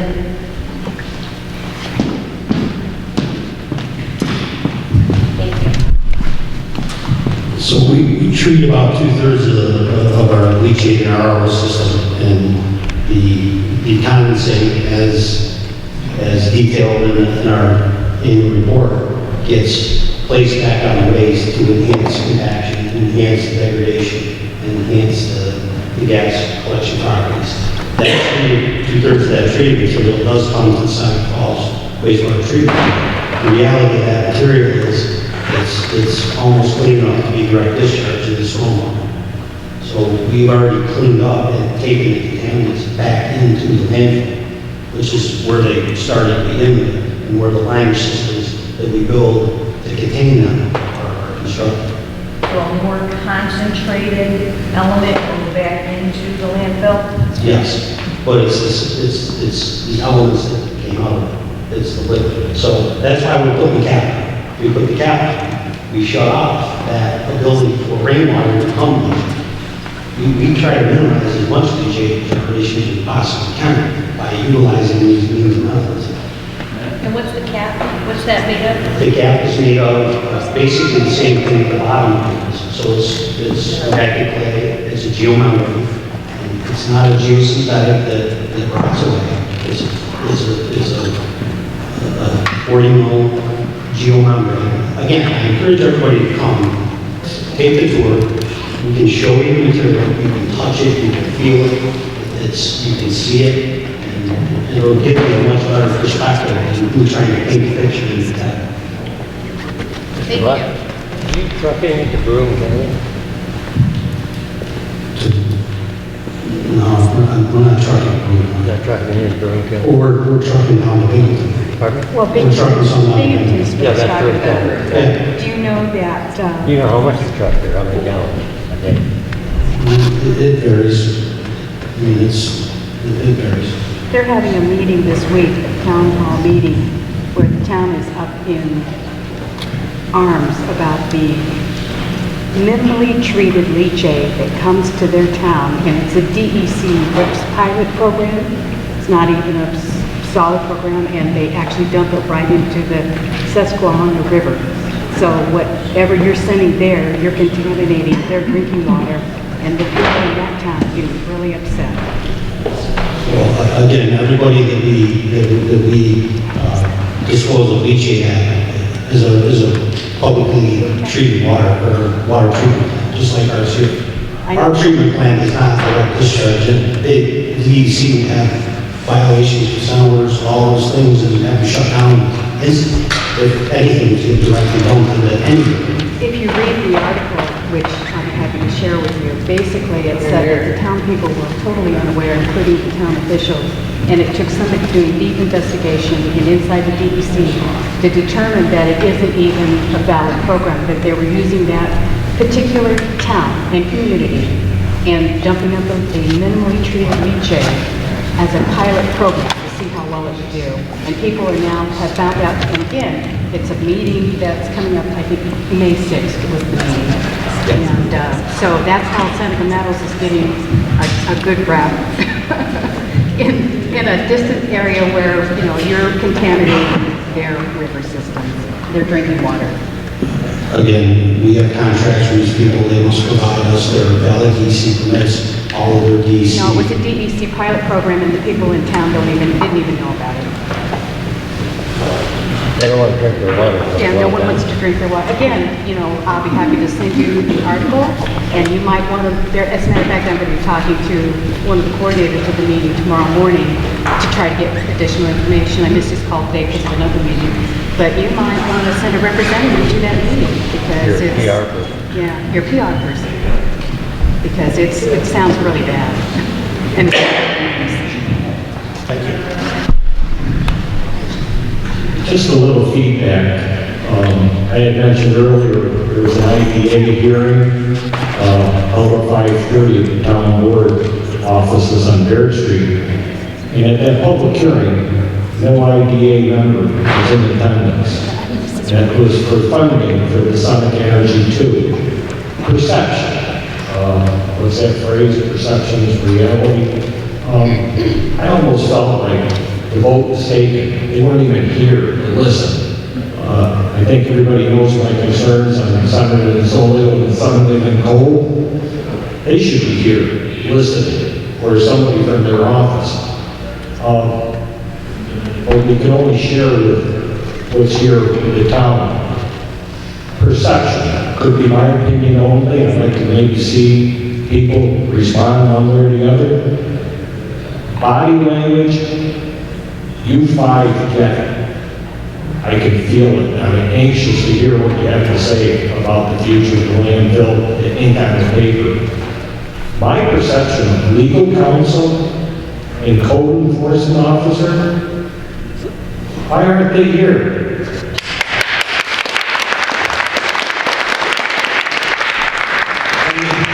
When Greg announced community forum, this was 60 days ago, and this lady here is asking, what can we do? I almost feel like legal counsel and our code enforcement officer, they don't know how to talk. So I think the message I would like to have you take back as a taxpayer is start getting on our side and talking about what we can do versus what we can't do.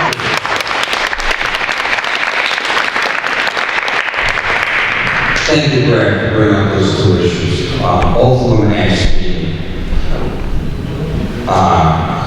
they had to attend tonight. I said, not tonight. This is our first public forum. It's something new that I want to continue in Seneca Falls. That's a good idea, and perhaps the next one will happen there. But tonight, I told them no, they did not have to attend. So that was my call tonight.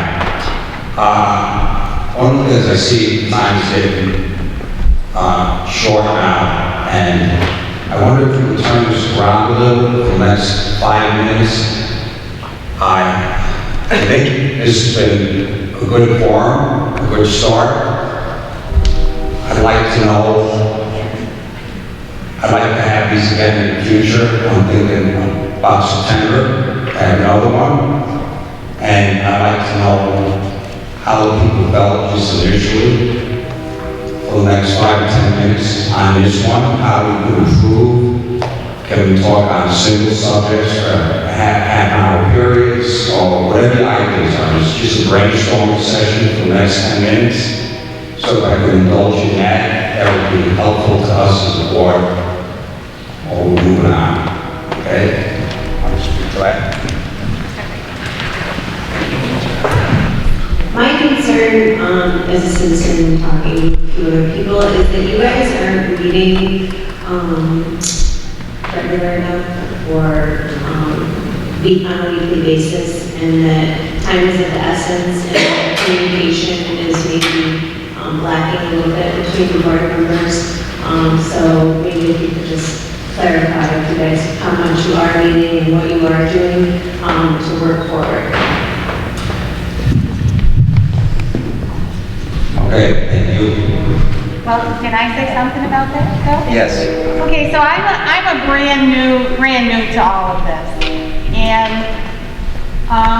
we meet once a month, and I do not think that is even enough time, because my first time on the board, the Monday before our meeting on Tuesday night, I was given a packet, maybe this thick, and I had to read through everything in that packet and then go to the meeting on Tuesday night prepared to vote on things that I did not even have time to discuss with with my fellow board members, with the people who were putting in requests for equipment or a pay raise, whatever the issues were in that packet. We had less than 24 hours to review all that paperwork and try to come up with an educated, decision on what to do. And that's why the first meeting I was at, I asked questions, I voted things down because I didn't think we had enough information. And I agree that for us to only meet once a month and then to get the information that we're meeting on the day before is ridiculous. Because we can't make educated decisions and we can't go out to you guys and find out what you guys think about what we're discussing. There's just not enough time. So Greg has talked about that, and we've talked about, meeting more often. And the first meeting that Mary and I were at, it started at 6:30, and we left at a little after 11 o'clock. So that was a very long meeting, and by the end of the night, we were all very tired, and who can make decisions after doing that for 5 hours? So I truly believe that we need to change the way we meet. But I think there's problems too, that if 3 of us get together, and then it's a quorum, and then there's all kinds of issues. I am not a political person, and I got on this board or asked to be put on this board because I truly believe that Seneca Falls is a great town, and it's more than just the landfill. We have to think about how to rebuild our downtown to get people in here. We have pieces of property that the town owns that I believe could be sold and developed to draw people into our area. I took a tour of the sewer department, which was very interesting, and it really opened up my eyes to, holy cow, when you flush that toilet, you should see everything that goes on after that happens, and people just don't realize that. So it's been very educational for me. But like I said, I want it to be more than just the landfill and the landfill. I want it to be, what can we do to rebuild Seneca Falls and bring business in and meet more often and get input. I think we want your input too. I don't know if people in the past had. I know that all of us here, we want to help you make this town better. And the only way we can do that, like I said before, is a community. We need to hear from you. We need to know, and like you said, not just landfill, but everything. We need to make this town strong. I have a son. I know you guys have sons, and we need to make it a great place for you guys. For us, for our future, for the kids down the road in 200 years. We started, like you said, a small movement was started here. It's what put us on the map, being a small movement that grew to a large movement. So let's try it again. Let's start a small movement here, be strong together, so that we can make this place strong for everybody. For your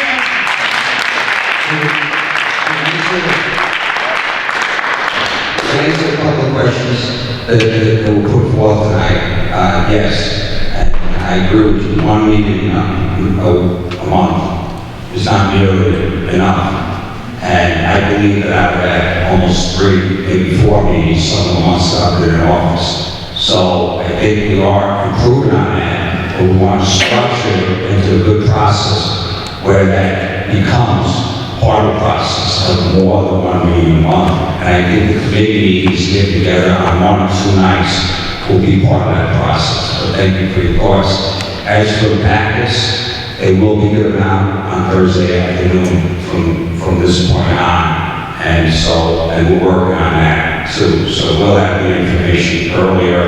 I'm going to try to put the board agenda on the website by Friday. That, people can view it. And Dave wants to say something now. Okay. I don't know if you can store the water too, if you thought that. I know a lot of people have been about the water towers.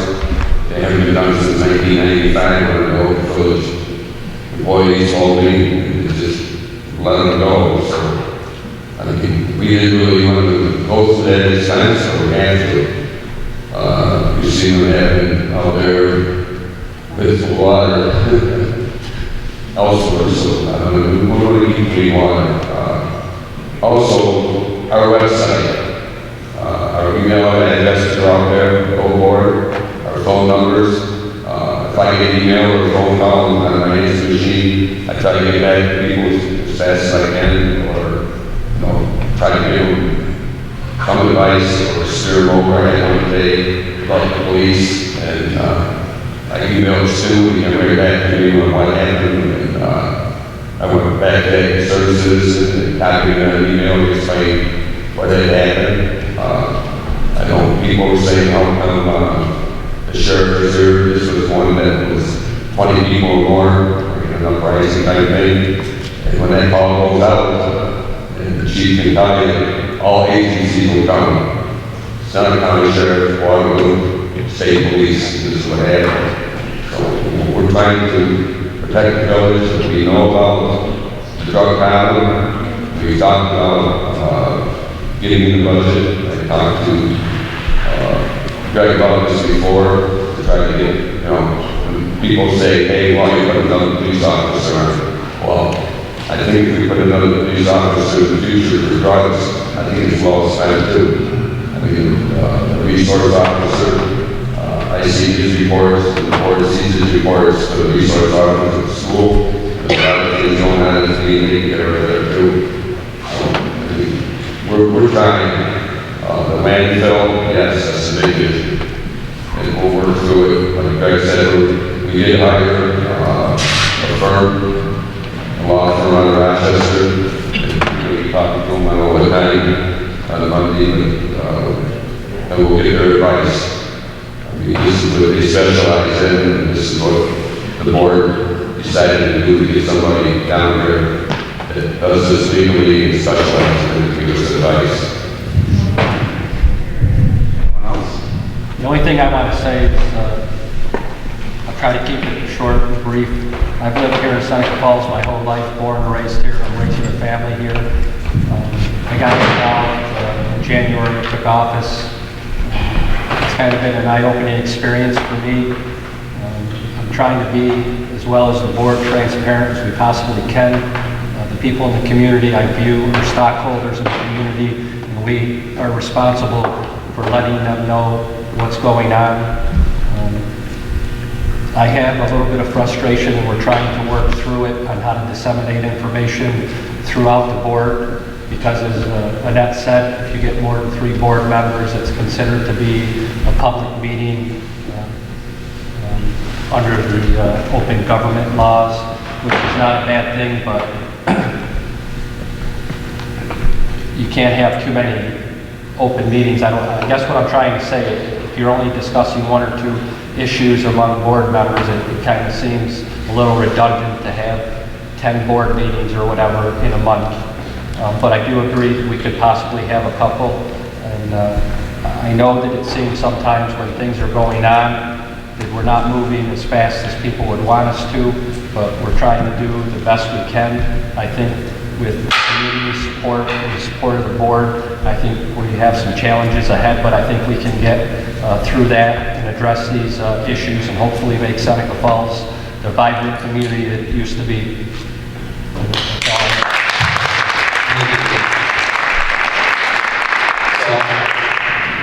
Thank you. So, try to limit the comments to how we can improve upon these forums and our meetings. Thanks, Greg. I'd just like to say, I'd like to see these meetings more often, maybe quarterly. I liked the idea of segregating the topics. And then if there are additional topics that people want to bring up, then they can do that at the end, but it does, instead of it just going sort of that way, I think it makes sense to segregate them.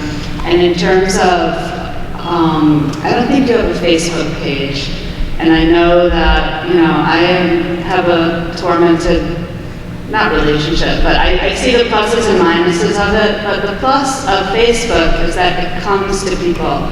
People don't necessarily go to your website. And I know that, for example, your rec department has a Facebook page, and So there are people who are employees in the town who know how to do it. And I would suggest, you know, blasting out on Facebook that the community forum is happening. I don't think there was a lot of advance notice for this one. And I would consider a Facebook page just in terms of blasting out information, because it comes to people. You're not relying on people. I mean, in a perfect world, they would check the website, they would check the agenda, etc. But if they like your page, it's just going to come to them, and then you're sort of covering your bases in terms of letting people know what's happening. You sound very much like our youngest board member, Mary. Too, so that when we can, you know, I'm big, I think like Instagram, Twitter, because then when we want to build our town, it's a lot easier to get, you know, somebody said, where are the young people, where are the people, we're here, we just don't know about it half the time because we're in our phones a lot. And you know, we're in Twitter and Facebook, and that's how we get though, people involved, so. That's why Mary's on the board. Status update.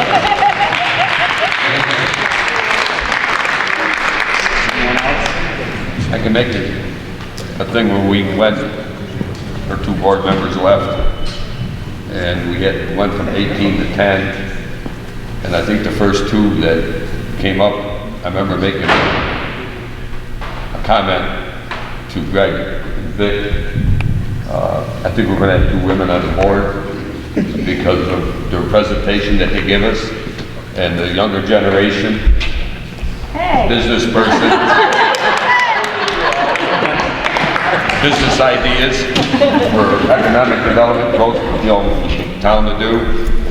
I mean, this is why we made that choice, and I think we made good choices for the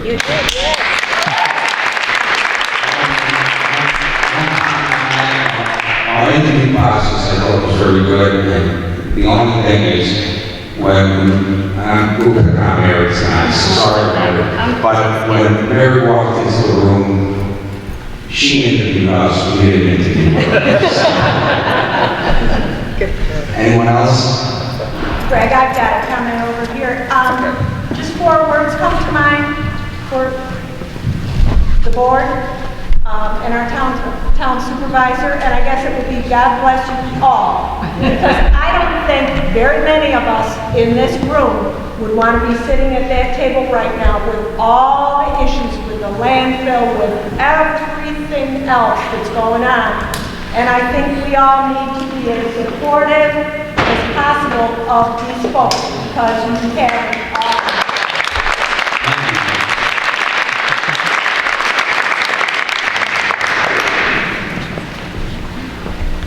All right, thank you. I just want to say, I think this right now is a huge improvement from the way it used to be. Because I remember in 2008, 9, 10, going to meetings where board members wouldn't even look at you. They wouldn't acknowledge you lived. They would, your 5 minutes are up, and then they look down until you went away from their sight. But I think another way to get people involved is to make it a big deal. The younger generation, they're not sitting in front of the TV and reading the paper. They're on Facebook, they're on Twitter. And, you know, like a couple of ladies said, that's what they're going to see.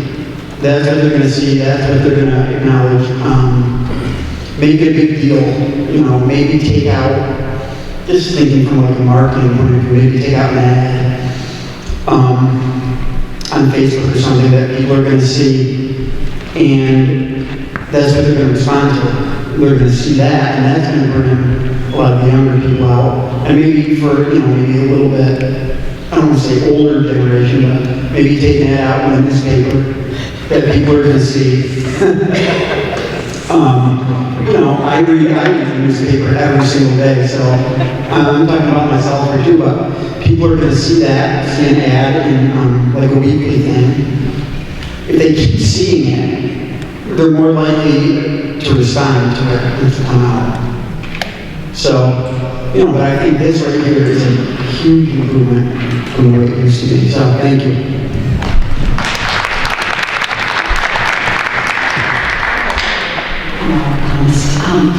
just have one, since we're talking about Twitter and Instagram and Facebook, which at my age I'm really into, so I'm on, and newspaper also. One of the things that I would like to recommend is that right now, the Reveille Between the Lakes is the official newspaper for anything happening in Seneca Falls in terms of notification. And it's fine, and I love the Reveille Between the Lakes, but I really don't know of anyone who takes it anymore. So it's a very low volume of customers. I'm not saying to discount them, but I think that anytime there is a notification, legal notification, and you're going to, if you don't have a Facebook page, you don't have a Twitter account, you don't have Instagram, then it should be in the Finger Lakes Times because it's a more well-read paper. So that's been kind of a gripe that I've had for years, and I would really like to see that in the future. Any other comments? Greg? We tried to put everything in the Finger Lakes Times too. I mean, Yeah. Warren was in there. I mean, we tried through special meetings. Maybe I probably have missed them, but I just know that the official newspaper for the town. I mean, personally, I just sent a check in today for another year's subscription, you know, Between the Lakes, you know, but I also get the Finger Lakes Times. And I know we tell Nikki usually if we can to get any special meetings or forums. And Dave Shaw does a good job on any meetings that we do have to keep people up to date. And I noticed Dave will even do, say 2 days in a row. If he doesn't, he'll cover one half of something, the landfill, and then the next article in the paper, the next day will be whatever else was on the board. And I had the opportunity to speak to the DEC, Scott Bolte, and also requested the same thing, that anything to do with DEC hearings, that it be in multiple papers and not just the Reveille Between the Lake. And I have to have a commitment from him that that will be done, so whether they publish it. So one of the big things I'm hearing is, and I admit it, I read newspapers, one of the big things I'm hearing is use technology and getting information out. And I'm hearing that from a lot of young people. And one of my campaign themes was I want to get young people involved in politics. And we have a lot of young people locally like, what's politics? Never hear anything about it. And I said, but it's in the newspaper. And they said, I don't know. And they look at me like, what's the newspaper? And so I think what I'm taking from here with the comments on the Seneca Falls and Landfill, that was a big portion tonight, but getting information out. Let's make that a goal for the next 3 or 4 months where we really try to improve on that. I think we have to get the information flow out and it's got to be back and forth. So I'm going to make a commitment tonight that we as a board, we all agree, all in favor. This is a meeting, we can't make it. Can't do that today. We can't do that tonight, but I would like to make that commitment that we're all going to work on that tonight for the next 3 or 4 months. And if anyone has any more suggestions or ideas on that, on how to make it work, please come to us, let us know. I'd like to thank everyone for coming tonight. I think it's been productive. I want to have more of these sessions. Someone mentioned quarterly. We could do that in the future. I look at September now. Sometimes the summer months are really tough. If we can fit one in June, I think that would be a good idea. 2 months. See where we're moving on there. So perhaps we should try to get one going for June toward the end of June and go from there. Okay? Again, thank you all for coming. Thank you for putting your trust in us. And we all hope that we earn respect. Thank you.